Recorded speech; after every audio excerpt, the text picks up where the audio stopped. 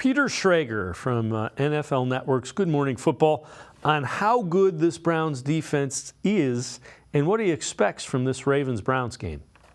I think about the great defenses of all time, right? Like, you start thinking about the 2000 Ravens, and they had to bench Tony Banks and go to Trent Dilfer, and it was this thing. We've seen that. The Bucks a couple years later would do it with Brooks and Sapp and those guys. Like, that's been 20 years where we've seen a defense just be dominant and the offense just do enough. I don't know if we can get them over the hump in 2023 with the way the rules are and where the league is played, but I have to give credit to Jim Schwartz and that unit. And it's, of course, all the players. There's too many to name because they're doing so well. This Browns defense, it is the quietest storyline in football. They've been absolutely suffocating.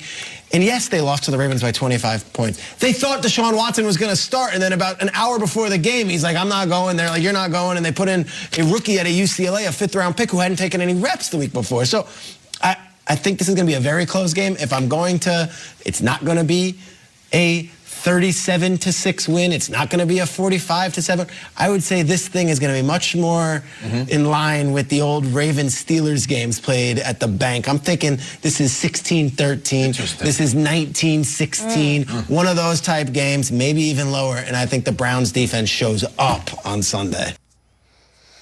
Quincy, I kind of tend to agree the style of game, and just in listening to Jim Schwartz and the Browns defense, the defenders that have spoken, I get the feeling that Ravens game didn't sit very well with them.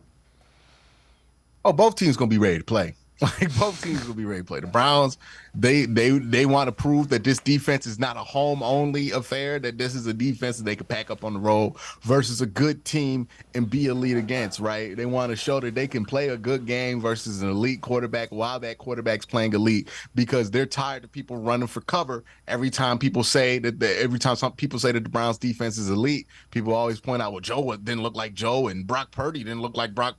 And it's like, maybe it's us, and you want to prove that point. You proved that point this week on the road versus the Lamar Jackson and the Baltimore Ravens. And the Baltimore Ravens, like, they know what's at stake this week, man. Like, they want to go for that sweep. They're playing at home. They already got you at road. Right? Roquan Smith said it last time.